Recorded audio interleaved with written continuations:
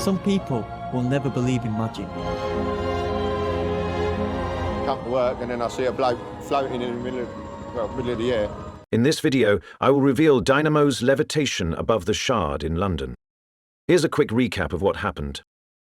At the end of the final episode of Dynamo, Magician Impossible, Dynamo appears on top of the Shard, steps onto a raised platform, positions his hand to his sides, and levitates above the building's peak. So, how did he do it? Of course, it can't be editing because it's Dynamo. We all know he would never do such a thing. I'm just kidding. What I mean by it not being edited is that this illusion was viewed live by real people. He tweeted about it before performing, and the moment was recorded on spectators' phones. The footage clearly shows him levitating, so yes, the event really did happen. Well, after it aired, the levitation above the Shard was quickly picked apart using spectator footage, rather than TV clips. People filming from different angles captured moments where thin support wires appeared to catch the light, something the broadcast cameras carefully avoided. Having visual proof of the wires explains why the live audience genuinely saw him levitate. It wasn't a case of him being wired the whole time and us just not seeing it. There's a jump cut once he steps onto the platform. We briefly see a shot of his feet. Then the shot switches, and he slowly rises from a distance. He used the same approach in his famous bus levitation for the Pepsi Max commercial. But of course, just saying wires were used doesn't explain how they were used. So I did a little research and came across a Superman movie advertisement stunt where a Superman dummy was rigged to the top of the Shard and levitated in mid-air. Some behind-the-scenes footage shows how wires can be attached to the building's support beams. Judging by Dynamo's exposed image, the wires appear to connect to beams near the top of the structure. A safe, balanced levitation would require at least 4 wires. The wire contact points are clearer when comparing the exposed view, the bottom view, and a zoomed-out perspective. In the bottom view, he's suspended between 2 beams. In the zoomed-out view, he never rises higher than those 2 long, same-sized beams.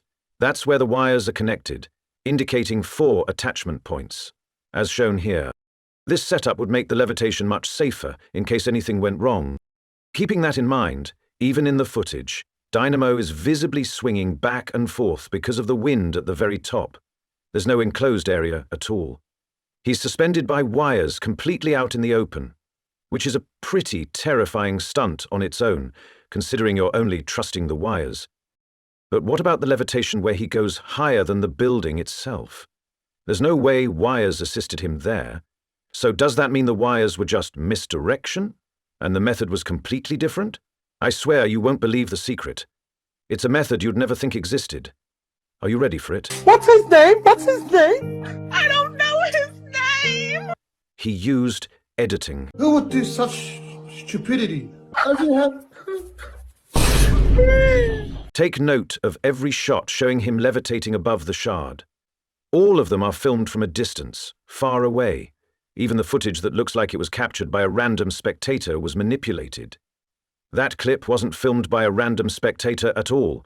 It was filmed by Dynamo's assistant. In post-production, Dynamo's real position was masked out and replaced with the sky. Then a human-like figure was added and animated to look like he was levitating above the building. If you analyze the phone footage, frame by frame, you can actually see the tracking slip slightly.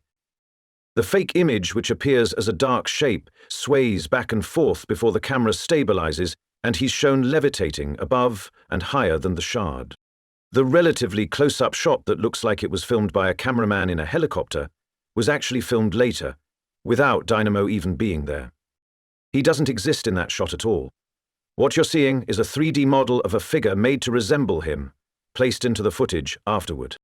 It was tracked to the surrounding environment, with its rotation slowly synchronized to sell the realism and give it a sense of presence.